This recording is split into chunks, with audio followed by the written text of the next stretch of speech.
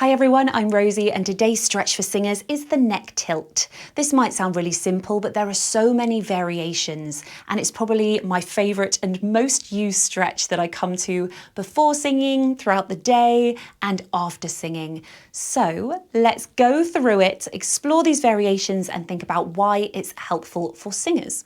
So to come into the neck tilt, the first most simple variation is just to drop the right ear to the right shoulder. This might be all you need and you can stay here. So instantly you're going to feel a bit of a stretch down the left side of the neck. So this is going to help to stretch the SCM muscle, the sternocleidomastoid, which is this big one that runs down the side of the neck. It also helps to stretch the scalenes, which are smaller muscles inside the neck. And in a moment, I'll show you how we can also stretch the back of the neck.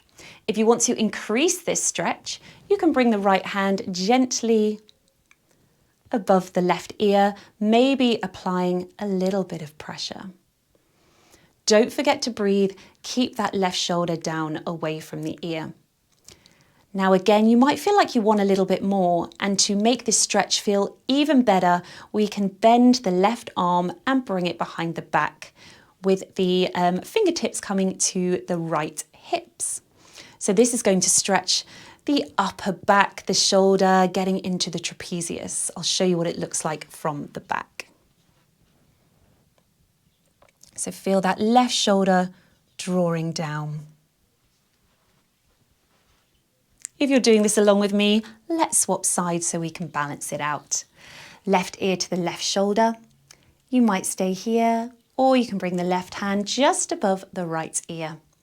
What can feel great here as well is just to use the knuckles to massage down, oh, that feels good, to the right side of the neck. And this will help get into that SCM muscle, work out any knots. And it can feel good to do it on an exhale as a bit of a release.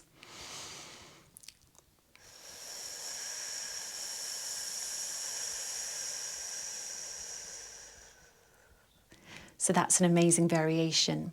As I said, if we want to get into the back of the neck, you can just drop your chin towards the collarbone, and this will stretch the levator scapulae, which is a muscle down the back of the neck. Whenever you come to these stretches, don't forget to breathe. Come back to center. Now it can feel nice to add voice as well. So come into whichever version of the neck tilt feels good for you. Maybe you're just having a bit of movement here, exploring where you want this hand to go. And as I did on the exhale, I added a f, which is a voiceless consonant, but it can feel really nice to hum.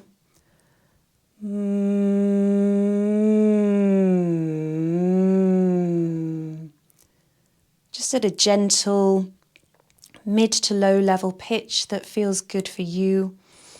You might feel these vibrations in the neck. Feel like you're directing them to the muscles that you feel stretching. Let's try the other side once more. And if you're really happy here, you can just let the jaw hang, the tongue hang as well, and add a bit of an R.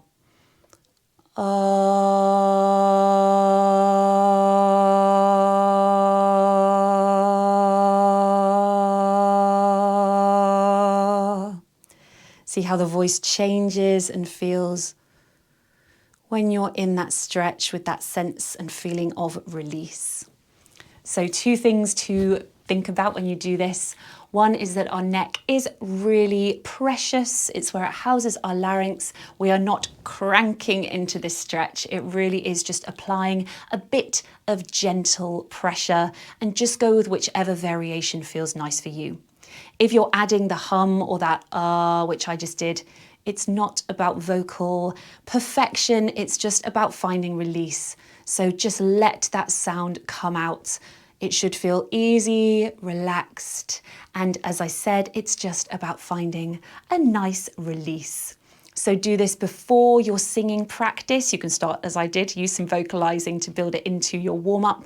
It's really nice to do as a reset throughout the day if you feel a little bit of excess tension, or it's great to add to your cool down as well. So let me know how you enjoyed it, and don't forget to hit subscribe for much more content. Thanks for watching.